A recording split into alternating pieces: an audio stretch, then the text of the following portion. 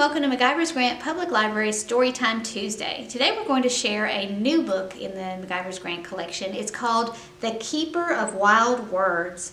It's written by Brooke Smith. She's the author, so she wrote the words, and Madeline Kloepper drew the pictures, so she's the illustrator.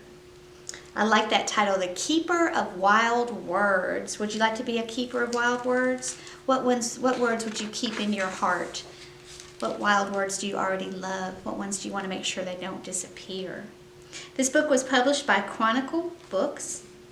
And if you look at the very beginning on the end page, you see a little girl riding her bike. And you see she's got her helmet on. And she's riding her bike. Let's see where she's going to.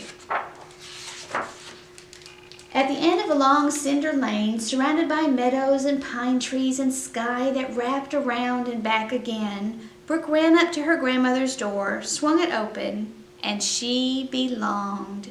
"Mimi, I'm here," she said. And there is her bike on the path up to her grandmother's house. Do you have a place where when you walk in the door you belong there? You know you're home, even if it's not your home? That's a wonderful thing to have, isn't it? Brooke called her grandmother Mimi. She wasn't just a grandmother. She was a grand friend. Mimi had been waiting. She'd been sitting at her desk all day, distracted by a hummingbird, a wasp nest, a red-tailed hawk hovering overhead. Mimi was a writer. She wove words into everything that mattered.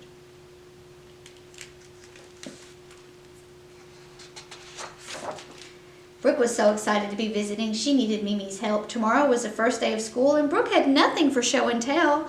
Her summer had been wonderful, but she didn't have one special thing to share that her friends would always remember. Sometimes it's hard to summarize your summer in all just one thing, isn't it? You do a lot of little things all summer. It's been a good summer, but how do you tell about it in just one sentence?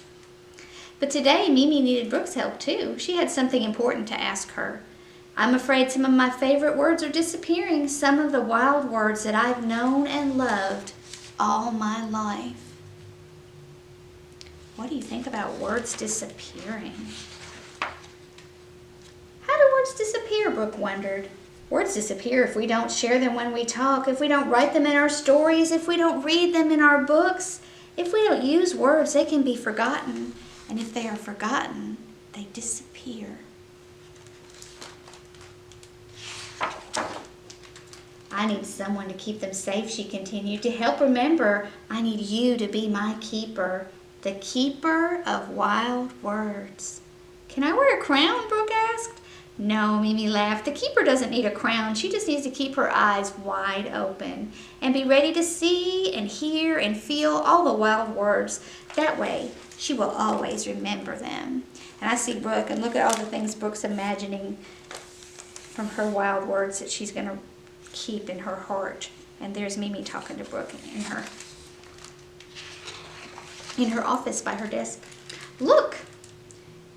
Acorn, apricot, beaver, blackberry, buttercup, dandelion, doe, drake, fern, lavender, minnow, mint, monarch, poppy, porcupine, starling, violet, willow, wren." Look at that, her list of words. There's a lot of really cool wild words on there. "From sunup to sundown, we'll walk and run and walk again and sit and wait and listen and touch until we find every word on this list," Mimi said, "or until every word on the list finds us." That's a lot of words to find. Let's go through them again. Acorn, apricot, beaver, blackberry, buttercup, dandelion, doe, drake, fern, lavender, minnow, mint, monarch, poppy, porcupine, starling, violet, willow, and wren.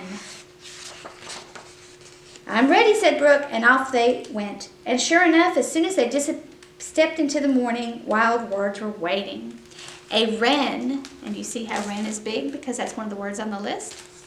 A wren sang a good morning song, a little brown bird with a voice like an angel, sitting up high and looking down, just waiting to say hello to the world. There's Mimi pointing at that wren. Let's see what other words they find.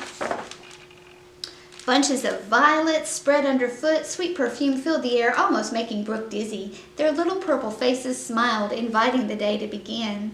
Poppies in the corner of the yard suddenly popped open, paper petals reaching to the sun.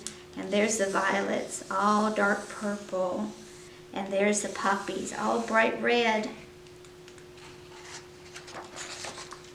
And bushes filled with blackberries, just like the one Brooke had eaten for breakfast. Hundreds still waiting to be picked and enjoyed for dessert. There's some blackberries, and there's the word blackberries really large. Do wildwords dance like this every morning? Do you think they dance like that every morning? Along the way, Brooke picked up an acorn that fell from a mighty oak. Big, towering oak tree, little nut with a shiny brown hat and a smooth, round shell. She put it in her pocket to remember. Up ahead, they saw light reflected in a round mirror of water. The pond. What wild words do you think are in the pond? When Brooke scooped up a handful of water, silver minnows swam in circles in her palm, now a pool. Whoever knew she could hold the wild? Then splash! Silence broken, a beaver jumped in, and then under he went, swimming towards his den, climbing up on the other side of the pond and then disappearing from view. It sure is busy around here, Brooke said. Always, Mimi answered. I like that pond. We can see so many things in that picture. Bushels of mint surrounded the pond. Mimi picked stems and rubbed the leaves in her fingers. Brooke picked a leaf and put it in her mouth. Fresh, sweet, tangy. From the ground, from the earth, she could taste the wild. Then one last visitor waddled by, green velvet head, bright yellow beak, Mr. Drake, Papa Duck, running. Quack, run, lift off, wings out. There he goes. He's flying away. Drake. Where next? The meadow. Just follow the trail cut deep in the tall grass. Brooke ran ahead, so free, so free, so free. A monarch butterfly, diving in the breeze. Now you are just like me. Bright buttercups welcomed them, yellow petals glistening in the sun, a wild carpet of light and beauty. Quick, make a wish, said Mimi, holding out a dandelion. Fairy dust sitting on a stem.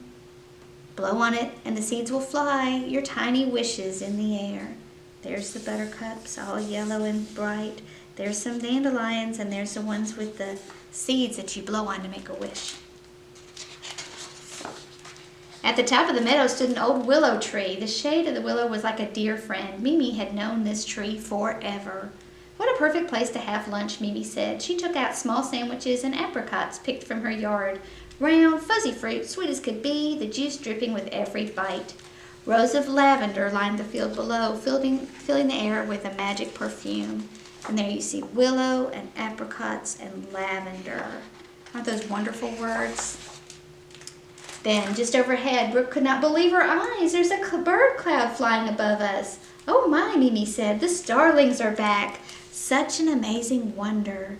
Thousands of birds swooped and darted and turned, somehow always staying connected, and then they floated away as mysteriously as they came. Finally, they wandered over to the dense, dark woods. Brooke had always been a little afraid of the forest, but now part of her was wild, and she couldn't wait. A light rain started to fall, a sudden summer shower. The rain made the smells of the forest come alive, and all the plants glisten. The ferns, with their magnificent green feathered leaves, curled up and then spread out like a fan for everyone to notice. There's all those ferns in that damp, dark forest. What else do you see, Mimi asked. Brooke looked across the forest floor, and sure enough, nestled in the needles was a doe, a deer curled up in the fern, fast asleep in the shadows. Quiet, quiet. Peace and quiet, walk slowly by. We'll let her be. In the woods, things appear around corners tucked deep. Ahead, they heard a rustling. Stop, Mimi said. Walk back slowly towards me. Right then, a porcupine popped out and ran up a tree. Porcupines, if they're scared, will let their quills fly. Surprises abound in the wild. She kept her safe from that porcupine, didn't she? Mimi had one other surprise. You know, my favorite wild word is not on the list, she said.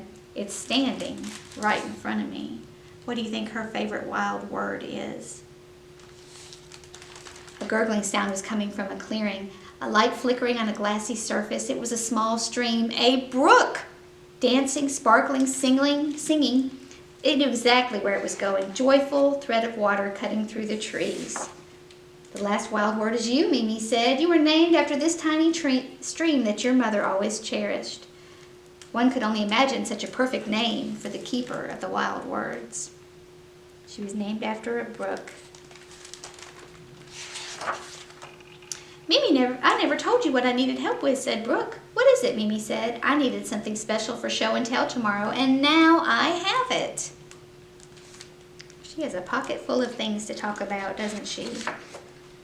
The night sky would soon be painted, stars gleaming overhead, a beautiful wild curtain closing on the day. Mimi's wild words were safe. They were shared and remembered, understood and deeply loved. When the wild wraps around you, it stays forever in your heart.